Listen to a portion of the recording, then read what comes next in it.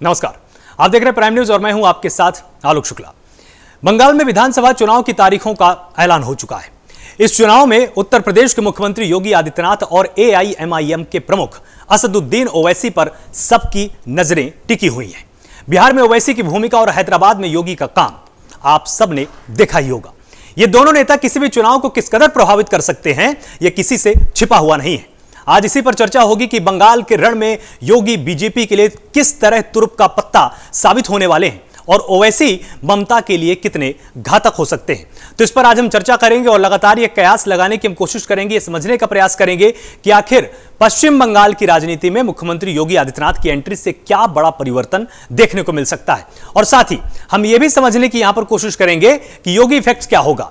हिंदुत्व के मुद्दे पर पार्टी का पक्ष सबसे ज्यादा मजबूत है, यह हम आपको लगातार बताते आए हैं और बीजेपी कार्यकर्ताओं में आत्मविश्वास बढ़ेगा क्योंकि मुख्यमंत्री योगी आदित्यनाथ बहुत ही बेबाक बयानबाजी के लिए जाने जाते हैं। बंगाल में यूपी मॉडल बीजेपी को फायदा पहुंचाएगा, इसको लेकर भी लगातार बीजेपी उत्साहित है और योगी की डिमांड में इजाफा होगा, यह भी योगी का एक इफेक्ट समझा जा सकता है क्योंकि जिस तरह से बिहार में इनके पहुंचने से स्ट्राइक रेट 66% रहा, उससे बीजेपी उत्साहित है। ओवैसी इफेक्ट क्या है? मुस्लिम वोटर्स को अपनी तरफ खींच सकते हैं। ओवैसी के दौरे से एआईएमआईएम की पहुंच बंगाल में बढ़ सकती है क्योंकि मुस्लिम आबादी काफी ज्यादा इस राज्य के अंदर है। मुस्लिम बाहुल्य इलाकों में एआईएमआईएम की पकड़ मजबूत होगी, यह भी एक बड़ा फैक्ट है। और मुस्लिम वोट बंटने का नुकसान ममता बनर्जी को हो सकता है क्योंकि इसका फायदा भारतीय जनता पार्टी पश्चिम बंगाल की राजनीति में उठा सकती है। मुस्लिम वोट बंटने से बीजेपी को फायदा होगा। और ऐसा क्यों? क्योंकि जिस तरह बिहार में चुनाव हुए वहां पर ओवैसी की एंट्री के बाद बीजेपी को बिल्कुल सीधा फायदा मिला। उसी गणित के हिसाब से अगर देखा जाए तो ओवैसी की एंट्री से पश्चिम बंगाल में ममता दीदी को नुकसान होने वाला है, बीजेपी को इससे फायदा हो सकता है, ऐसा तमाम राजनीतिक गुरुओं ने अनुमान लगाया है।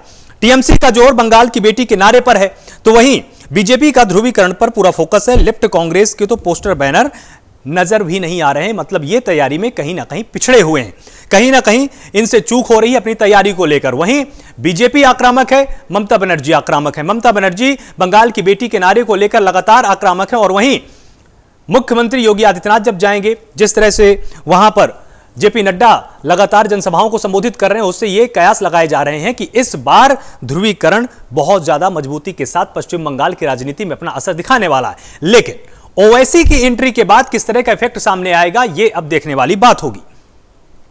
तो यहां पर सबसे बड़ी बात यही है कि देखने वाली बात होगी कि योगी की छवि से बीजेपी को फायदा होता है और ममता बनर्जी को कितना नुकसान होता है। हमारे साथ तमाम मेहमान इस पूरी बहस में जुड़े हुए हैं, आपको एक बार उनसे पहले रूबरू करा देता हूं। यासिर जिलानी है, प्रवक्ता बीजेपी है, बहुत बहुत स्वागत है आपका प्राइम न्यूज पर। अजमल खान है, प्रवक्ता एआईएमआईएम है, आपका बहुत बहुत स्वागत है प्राइम न्यूज पर। और प्रेम कुमार है हमारे साथ, राजनीतिक विश्लेषक के तौर पर, आपका भी बहुत बहुत स्वागत है प्राइम न्यूज पर। सबसे पहले यासिर जिलानी, मैं आपके ही पास आता हूं। कितनी उम्मीदें हैं कि मुख्यमंत्री योगी आदित्यनाथ पश्चिम बंगाल जाएंगे और आपको इसका सीधा फायदा मिलेगा? क्योंकि बिहार में जिस तरह के समीकरण सामने आए थे, स्ट्राइक रेट मुख्यमंत्री योगी आदित्यनाथ का वहां पर 66% था कि 50 जिलों की 75 विधानसभाओं में उन्होंने संबोधन किया और वहां पर उन्होंने लगभग 17 जिले थे, 17 जिलों की 75 विधानसभाओं में और 50 में आपने जीत हासिल की थी। क्या यही गणित पश्चिम बंगाल में भी देखने को मिलेगी क्या? देखिए, ऑफकोर्स योगी आदित्यनाथ जी हमारे वरिष्ठ नेता हैं, स्टार प्रचारक हैं और भारतीय जनता पार्टी के मकबूल नेताओं में से एक हैं, मशहूर नेताओं में से एक हैं, जिन पे लोग यकीन करते हैं। जिस तरीके से वो पिछले सालों से भारतीय जनता पार्टी के लिए काम करते हुए आए हैं, संगठन के लिए और संगठनात्मक दृष्टिकोण से जब से वो उत्तर प्रदेश के मुख्यमंत्री बने हैं और जो उन्होंने ऐतिहासिक कार्य उत्तर प्रदेश में किए हैं, उसका फायदा तमाम राज्यों में होता है, बिहार में भी देखने को मिला है। लेकिन जो भारतीय जनता पार्टी की संगठनात्मक दृष्टिकोण है, उसको मैं आपको बता दूं कि अभी हाल फिलहाल भारतीय जनता पार्टी के 4 से ज्यादा संगठन महामंत्री बंगाल में हैं, 2 जनरल सेक्रेटरी बंगाल में हैं, एक उपाध्यक्ष और बहुत सारे हमारे पदाधिकारी। क्योंकि हमारा जो दृष्टिकोण चुनाव को लेके है, उसमें हम एक एक कार्यकर्ता जो बूथ स्तर के हैं, समिति स्तर के हैं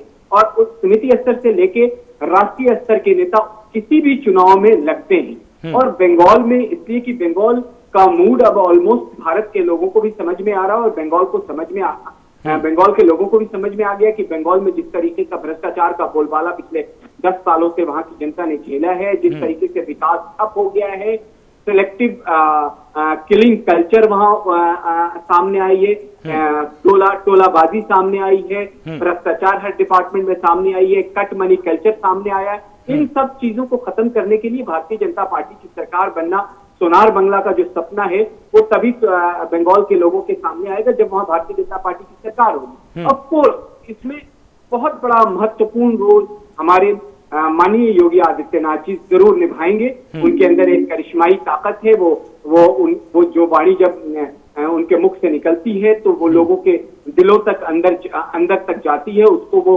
समझते हैं। और जो कार्य उन्होंने विकास का जिस तरीके से दरिया उत्तर प्रदेश में बहाया है, उसको एग्जाम्पल के उस उदाहरण को सामने रख के वो अपनी बातों को बंगाल के लोगों को समझाएंगे। और जिस तरीके से बिहार के अंदर आपने देखा था कि जब उन्होंने एक लार्ज नंबर में रैली करी और उसका इम्पैक्ट और इफेक्ट हमारे वोटर्स पे पड़ा, उन्होंने उनकी बात को यकीन किया और एक बहुत बड़े रिजल्ट के उलटफेर का सामना देखने को मिला। और भारतीय जनता पार्टी ने अब तक की सबसे बड़ी संख्या बिहार के अंदर लाई है। वही चीज बंगाल में होने जा रही है। बंगाल में भी बदलाव के मूड में जनता है और बंगाल के अंदर बहुत बड़ा रोल निभाने जा रहे हैं माननीय योगी। ठीक है, अजमल खान हमारे साथ जुड़े हुए हैं AIMIM की तरफ से। आपको क्या लगता है खान साहब कि जब ओवैसी बंगाल में एंट्री करेंगे तो ये अभी सिर्फ अपनी उपस्थिति दर्ज कराने के लिए कि आपको ये पूरी उम्मीद है कि हम भी कुछ ना कुछ वहां से जीत कर ही आएंगे? देखिए, हम बंगाल में पहली बार इलेक्शन लड़ने जा रहे हैं। 2 साल पहले हमने ये घोषणा की थी कि हम बंगाल में इलेक्शन लड़ेंगे। हमारी जितनी ताकत है उस पूरी ताकत के साथ हम वहाँ इलेक्शन लड़ेंगे। अब ये जनता तय करेगी ना कि वो हमें कितने वोट देती है, हम कितनी सीट जीत के आते हैं। हम अपनी बात कहने जा रहे हैं, हम वो बात कहने जा रहे हैं जो तमाम कमीशन और कमेटियों ने लगातार मुसलमानों की, दलितों के बारे में, अति पिछड़ों के बारे में बात कही है। फर्क सिर्फ इतना सा आया है कि अब एक मुसलमानों की बात कहने के लिए अब एक मुस्लिम लीडर है, आदि दलितों की बात कहने के लिए एक मुस्लिम लीडर है, वरना इसी दलितों की बात कहने के लिए एक मुस्लिम लीडर है। वरना इसी उत्तर प्रदेश में आपको याद होगा ना कि तिलक तराजू और तलवार, इनको मारो जूते चार के नारे लगे, लोगों ने देखा और वो पार्टी भी यहाँ सत्ता में आई। लेकिन दिक्कत ये हो जाती है कि अगर कोई मुस्लिम लीडर उस बात को कहता है तो लोग तरह तरह की बातें करने लगते हैं। आखिर क्या सच्चर कमेटी ने जो रिपोर्ट दी वो सबसे परे है क्या? रंगनाथ मिश्रा कमेटी की रिपोर्ट, तमाम दंगों की रिपोर्ट एक तरफ से, जहां जहां मुसलमानों के अच्छे व्यवसायिक सेंटर थे वहां वहां दंगे कराए गए, भागलपुर से लेके भिवंडी तक उन दंगों की रिपोर्टें आई। तो वो सरकारें तो हमारी थी नहीं, वो सरकारें तो तथाकथित ऐसे ही लोगों की थी ना। उन सरकारों में ये दंगे हुए, ये नुकसान हुए। अब उन्हीं जो सच्चर कमेटी ने कहा कि सामाजिक तौर पर, शैक्षिक तौर पर, आर्थिक तौर पर मुसलमान यहाँ दलितों से बदतर है, उन्हीं दलितों और मुसलमानों की बात अगर एक मुसलमान नेता करता है तो परेशानी है। मुझे तो उम्मीद है कि हमें बड़ी कामयाबी मिलेगी बंगाल में।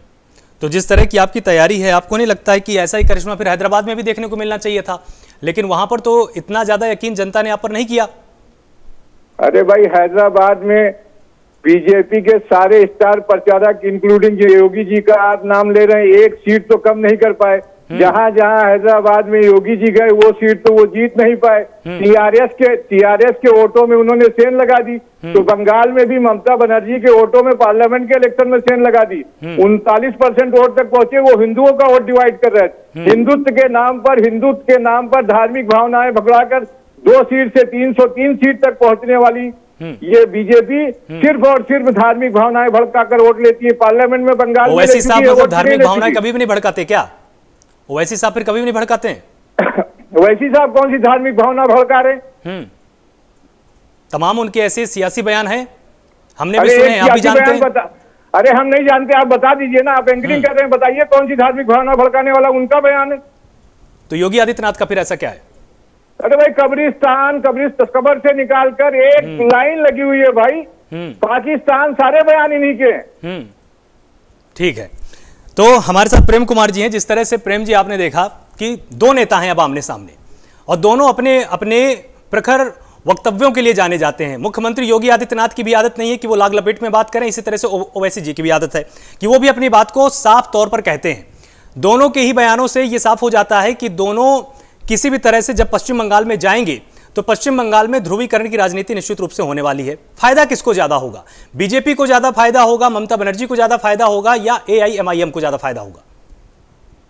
आलोक शुक्ला जी, ये लोग बयानवीर हैं, है ना, इनको कहते हैं बयानवीर।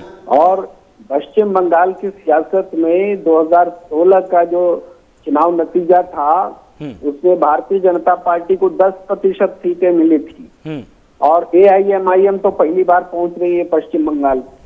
और लोकसभा चुनाव में जो नतीजे आए, उसके बाद से बीजेपी की उम्मीद को परवान लगा है, परवान चढ़ा है और वो उम्मीद जता रही है कि हम इसमें सत्ता में वापसी करेंगे, सत्ता में आएंगे, तृणमूल को हटाएंगे। और इस काम के लिए पूरा का पूरा देश की मीडिया जो है पिछले 3 महीने से लगा हुआ है। हर रोज देखिए, पश्चिम बंगाल में चुनाव हो रहा है, लेकिन अभी से आप आगे भी देखेंगे और पहले भी हुआ है, हर दिन प्रधानमंत्री नरेंद्र मोदी या अमित शाह जी या JP नड्डा जी, इनका जो पश्चिम बंगाल का दौरा तो अलग है, लेकिन टेलीविजन चैनल पर पूरा का पूरा लाइव दिखाया जाएगा और पश्चिम बंगाल सेंट्रिक के लोग भाषण देंगे। और चुनाव के दौरान भी ये चुनाव खर्च में शामिल नहीं होगा। सरकारी तंत्र का जो दुरुपयोग है, मीडिया का जो दुरुपयोग है, वो दिख रहा है। अब असदुद्दीन ओवैसी की चर्चा क्यों है? अरे पश्चिम बंगाल में पहली बार चुनाव लड़ने जा रहे हैं, ऐसा कौन सा फैक्टर हो गए? बिहार में तो बहुत दिनों से लड़ रहे थे, पिछले बार परफॉर्म किया, फिर इस बार परफॉर्म किया तो कुछ बेहतर परफॉर्म किया, लेकिन पश्चिम बंगाल में ऐसा क्या परफॉर्म करेंगे? लेकिन चूंकि असदुद्दीन ओवैसी के परफॉर्मेंस से ये परसेप्शन बनाया जाता है कि TMC को, लेफ्ट को, कांग्रेस को नुकसान होगा और बीजेपी को फायदा होगा, इसीलिए टीवी के लाडले बने हुए हैं, चाहे असदुद्दीन ओवैसी हो। अब ये ले लीजिए योगी आदित्यनाथ जी को, योगी आदित्यनाथ जी पश्चिम बंगाल में बीजेपी को क्या फायदा दिलाएंगे? देखिए, जय श्री राम, जय श्री राम का नारा लगाएंगे, पहले से तय है। ये जय श्री राम पूरे जो पश्चिम बंगाल है, स्त्री शक्ति का, नारी शक्ति का की पूजा का केंद्र रहा है। हम लोग जिस इलाके से आते हैं, बिहार के उस क्षेत्र से, जो नेपाल की तराई वाला इलाका है, जहाँ सीता रही है, मानी जाती है, तो आज भी वहाँ के लोग अपनी बेटियों की शादी अवैध में करना नहीं चाहते हैं, क्योंकि लोग कहते हैं कि सीता मैया को जैसी तकलीफ हुई, वैसी ही तकलीफ हम अपनी बेटी को अगर अवैध में ब्याह करेंगे तो उनको होगी। तो ये सोच है पश्चिम बंगाल में, इसलिए वहाँ सिया राम का नारा चलता है, सीताराम चलता है, जय श्री राम नहीं चलता है। तो इसलिए ये जो प्रोपेगेंडा है ना, टेलीविजन में जो दिख रहा है, उससे रियलिटी बिल्कुल अलग है। जमीनी जो हकीकत है, पहले नंबर पर TMC सत्ता में है, दूसरे नंबर पर लेफ्ट कांग्रेस है, तीसरे नंबर पर बीजेपी है आज की स्थिति में। अब इलेक्शन में कुछ इधर उधर होगा, लेकिन बीजेपी कहीं फाइट में नहीं है, ये टेलीविजन में फाइट में है जी। और जिस तरह से इनका वोट प्रतिशत बढ़ा था लोकसभा चुनाव के दौरान, तो वो फिर फाइट में है कि नहीं है? ये वोट प्रतिशत तो दिल्ली में भी बढ़ा था, याद है ना, 6 की 6 सीटें बीजेपी ले गई थी, लेकिन लोकसभा चुनाव में जनता सेंटर को ध्यान में रखकर। तो यासिर जिलानी इनका विश्लेषण ये कहता है कि आप लोग तो फाइट में ही नहीं है, जबकि जितने भी पूर्वानुमान लगाए गए हैं, हर जगह ये बात सामने आ रही है कि बीजेपी अब की बार ममता बनर्जी को कड़ी टक्कर देने जा रही है। देखिए, आपको प्रेम कुमार जी का जो परिचय है ना, वो थोड़ा सा ऐसे देना चाहिए था कि अघोषित कांग्रेस के प्रवक्ता हैं, मैं इनको जानता हूँ, तौर पे बहुत अच्छा बोलते हैं, तो वो उनके अंदर की जो राजनीतिक विश्लेषक बन के वो जो बोलने की कोशिश करते हैं, वो खुद अपने आप से इंसाफ नहीं करते। ये सच्चाई जानते हैं, बंगाल में एक बहुत बड़ा बदलाव का लहर चल रहा है, और जिस तरीके से ये कुतर्क परिभाषा दे रहे हैं माता सीता के बारे में, भगवान श्री राम के बारे में, आप धार्मिक धर्म को क्यों लेके आते हैं राजनीति के अंदर? अगर कोई जो हमारे हिंदुस्तान के सनातन धर्म की इतनी बड़ी आस्था है, 100 करोड़ से ज्यादा लोगों की भगवान राम के अंदर, वो जय श्री राम के नारे लगा रहे हैं, तो अगर वो अपने ही देवता को याद करते हैं, तो इसमें इनके पेट में दर्द क्यों होता है, ममता दीदी के पेट में दर्द क्यों होता है? ये तो भारत की संस्कृति, भारत की आन बान की अगर कोई पहचान है, वो भगवान मर्यादा पुरुषोत्तम राम है। ये पूरी दुनिया जानती है, हमारे किताबों में इसका वर्णन किया गया, इतिहास में बताया गया। अब ये किस तरह की कुतर्क की बातें कर रहे हैं कि आज भी जो इनके यहाँ के लोग हैं, वो अवध में लड़कियों की शादी करते हैं। माता सीता के बारे में आपने अगर इस तरह का परसेप्शन बना रखा है, तो कांग्रेस वही पार्टी है ना जिसने उनके अस्तित्व पे ही सवाल उठा दिया था। तो कांग्रेस तो अभी और नीचे कांग्रेस तो देखिए इस वक्त मौजूदा बंगाल की असेंबली में 44 सीटों पे है, मुझे लगता है इस बार 40 तक जाएगा। अगर 4 आ गई तो बहुत बड़ी बात है। प्रेम कुमार जी, थोड़ा सा आप रिसर्च करिए बंगाल के बारे में। बंगाल एकदम बदलाव के मुहाने पे खड़ा है। बंगाल सोनार बंगला बनने के कागार पे खड़ा है, और इसलिए खड़ा है कि उसे दिखाई दे रहा है कहीं विकास नहीं हुआ है। वहां टोलाबाजी, अगर आपको पता है, तो बिना किसी ठेकेदार के आप वहां के किसी गली में भी खड़े होके कोई एक छोटा सा काम नहीं कर सकते, और वो ठेकेदार टीएमसी के अघोषित जो कार्यकर्ता और नेता हैं वो हैं। आप किसी भी, चाहे वहां के कॉर्पोरेशन हो, चाहे वहां के सेक्रेटरी के अंदर हो, सेक्रेटरी पे एआईएमआईएम के आने से क्या अंतर पड़ेगा? एआईएमआईएम के आने से क्या अंतर पड़ेगा? एआईएमआईएम की बात यहाँ नहीं करूंगा, क्योंकि इन्होंने वहां पे दर कोशिश करी। वहां के फुरफुरा शरीफ के जो सरजादा हैं अब्बास सिद्दीकी साहब, वहां पे भी गए, वहां पे भी इन्होंने मत्था टेका, ओवैसी साहब ने, वहां उनकी दाल नहीं गली। तो ये राजनीति के अंदर अपने अस्तित्व को बचाने के लिए जहां इनको फोकस करना चाहिए। आपने बेहद शानदार सवाल किया था कि आखिर हैदराबाद में क्या हो जाता है। तो हैदराबाद, जिसके वो अपने आप को स्वयंभू शेर कहते हैं, वहां पे वो सिर्फ 8 विधानसभा में क्यों लड़ते हैं? क्यों वो पूरे भारत में, जब सवाल करिए उनसे, मैंने खुद सवाल किया असदुद्दीन ओवैसी से कि आप भारत के मुसलमानों को डराने के लिए क्यों राजनीति करते हैं, क्यों आपको, और इनके प्रवक्ता कहते हैं कि रंगनाथ कमेटी और सत्तर कमेटी का हवाला देते हैं। तो 2007-8 में क्या ओवैसी साहब संसद में नहीं थे, या उनकी पार्टी के लोग संसद में नहीं थे? जब टेबल पे ये दोनों के दोनों सच्चर कमेटी बिल वहां से आने के बाद टेबल तक नहीं पहुंच सकी, उस वक्त ओवैसी साहब कहां सो रहे थे? किनके गोद में बैठ के राजनीति कर रहे थे? तो मुसलमानों के हालात इतने बुरे हो गए, इतनी अच्छी जो रिपोर्ट थी वो क्यों नहीं लागू हो पाई? वो क्यों, उस वक्त क्या भाजपा की सरकार थी? ये मैं 2007-8 की बात कर रहा हूँ। एमआईएम के प्रवक्ता अगर जानकारी रखते होंगे तो इन्हें मालूम होगा। अरे एक सांसद वहाँ रख देगा। जी, एक सांसद जो है, इनको बड़ी जानकारी ना, एक इकलौता सांसद पार्लियामेंट में कोई रिपोर्ट टेबल कर देगा। ये अपनी जानकारी सुधारें। और जिनकी बात कर रहे हैं ना, फुरैरा शरीफ गए थे, और इनको बताइए कि जो योगी आदित्यनाथ को लेके जा रहे हैं वो किस गोरक्षा पीठ के भान थे भाई। महंतों से इनकी पार्टी बनी हुई है। धर्म के नाम पे राजनीति करने के अलावा कोई काम नहीं है भाई। योगी जी कहाँ के गोरक्षा पीठ थोड़ी है। कोट कीजिए ना, वो तो आपको लगातार कोट कर रहे हैं, तो आप भी कोट कीजिए ना फिर। ये तो तरबियत नहीं, संकोच किस चीज का? फिर आप वो तो लगातार कोट कर रहे हैं ना आपको। मुख्यमंत्री है, उनको लेके जा रहे हैं, उनके क्या होता है और कौन सा पान बच्चे पैदा करता है? ये तो कितने सन्यासी, कितने साधु सब इनकी पार्टी में है, और किन किन मुकदमों में फंसे हैं उनका जिक्र करने। वो भी पहले आप उनसे कहिए कि जो रवायत, रिवाज और तरबियत है उसको बरकरार रखें। हिंदुस्तान के अंदर अपनी रिवायत जहाँ पे करना वहाँ बांट रहे हैं। तुमको अगर ये क्या है कि एक पार्लियामेंट का मेंबर जो है वो कोई कमेटी की रिपोर्ट टेबल कर देगा, तो तुम्हारा गरीब मुसलमानों की बीवी भाभी होती है। ये असदुद्दीन ओवैसी ने अपने भाषण में बोला। उस वक्त आप लोगों के मुंह में क्या जिप लग जाती है? बीजेपी के गोद में बीजेपी लग जाती है, बैठ के ममता ने बात कर रहे हैं। एक मिनट आसिफ, एक बार इनकी बात आ जाने दीजिए, पहले इनकी बात आ जाने दीजिए। लेफ्ट के ज्योति बसु और अडवाणी एक ही मंच शेयर करते थे ना। ममता जी जो है बीजेपी के गवर्नमेंट में, ये बात क्या कहें? देखिए, आपने क्या बताया, आपने मेरे से सवाल किया था, मैं इन पे बिल्कुल फोकस नहीं कर रहा हूँ। हमारी दृष्टिकोण जो है इनसे सवाल करना आपका जरूरी इसलिए मैंने समझा क्योंकि वो तो लगातार आक्षेप लगा रहे हैं ना आपके ऊपर। वो तो बिल्कुल खुले तौर पर बोल रहे हैं। उनके अपने अस्तित्व को, अपनी दुकान को चलाने के लिए वो भारतीय जनता पार्टी पे गलत मनगढ़ंत बातें कर रहे हैं, मनगढ़ंत बातें। ठीक है, मैं एक दूसरे सवाल इनसे पूछ रहा हूं। दुनिया के सबसे बड़े संगठन के सिपाही हैं हम लोग। दुनिया के सबसे बड़े संगठन अजमल खान साहब, अजमल खान साहब, दुनिया के सबसे बड़े संगठन। बलिदान की तरफ बलिदान मत दो, जान मत दो। जान और माल को बचा कर रखो। मुसलमानों को से लड़ना, गोवालकर को पूजा करते हो ना, उनका स्टेटमेंट ऑन रिकॉर्ड मैंने थोड़ी कहा। गोलवालकर को पहले बंच ऑफ थॉट ही पढ़ लीजिए आप एक बार। आदरणीय गुरु गोलवालकर जी की और उनको पढ़ ली किताबें तुमने देखी होगी उससे। अजमल खान साहब, जब आप पश्चिम बंगाल जाएंगे तो आपका वहां पर मुकाबला किससे है सबसे पहले? ममता बनर्जी से कि वहां पर भारतीय जनता पार्टी से? हम अपने मुकाबिल हमारे कौन कौन आएंगे ये हम नहीं तय करते। हमारे मुकाबले में सारे लोग हैं। उस मैदान में जितने लोग आएंगे सबसे मुकाबला करें। सभी के लिए तैयार हैं पूरी तरीके से? जी बिल्कुल। 294 विधानसभा सीटें हैं कितने का लक्ष्य है आपका? आप अभी थोड़े दिन और इंतजार करिए, 2-3 दिन, हमारा पूरा लक्ष्य सब लिखा पढ़ी में आ रहा है, सब आपको बता देंगे। बिना आपको बताए तो इलेक्शन लड़ेंगे नहीं।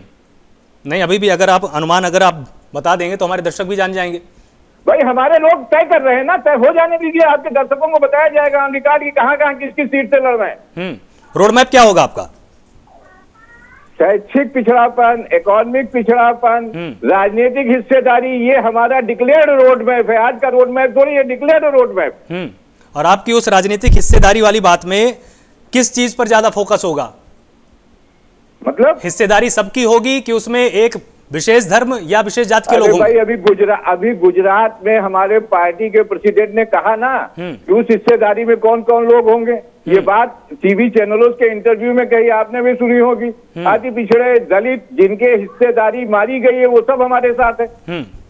तो जिस तरह से प्रेम कुमार जी इनका कहना है कि जब हम बंगाल में जा रहे हैं तो हमारा मुकाबला सबसे है जो भी हमारे खिलाफ मैदान में आएगा, मतलब कांग्रेस के खिलाफ भी, लेफ्ट के भी, चाहे टीएमसी हो और चाहे बीजेपी हो। आपको क्या लगता है कि राजनीतिक समीकरण अब एआईएमआईएम के आने के बाद से बदलेंगे या जैसा पहले चल रहा था वैसा ही सब कुछ रहने वाला है, इतनी उथल पुथल नहीं होने वाली है? देखिए आलोक जी, चुनाव मैदान में कोई निर्दलीय उम्मीदवार होता है ना, तो उसका भी मुकाबला बाकी सबसे ही होता है। तो जाहिर है कि एआईएमआईएम अपने दम पर चुनाव लड़ने जा रही है, तो उसको सबको फेस करना है, चाहे टीएमसी हो, बीजेपी हो, लेफ्ट कांग्रेस हो, सबको फेस करना है। तो ये एक बहुत जनरल सी बात हुई। लेकिन जो धींगा मुश्ती अभी दिख रही है टेलीविजन चैनल पर, ये वास्तव में चुनाव मैदान में भी धींगा मुश्ती साबित होने वाली है। दोनों का एक कॉमन मकसद है, पोलराइजेशन। पोलराइजेशन बीजेपी भी चाहती है, पोलराइजेशन असदुद्दीन ओवैसी जी को भी चाहिए। तो दोनों एक कह रहे हैं, बीजेपी की ओर से नेता कह रहे हैं हिंदुत्व के लिए हथियार उठा लो, असदुद्दीन ओवैसी कहते हैं कि मुसलमान खतरे में है।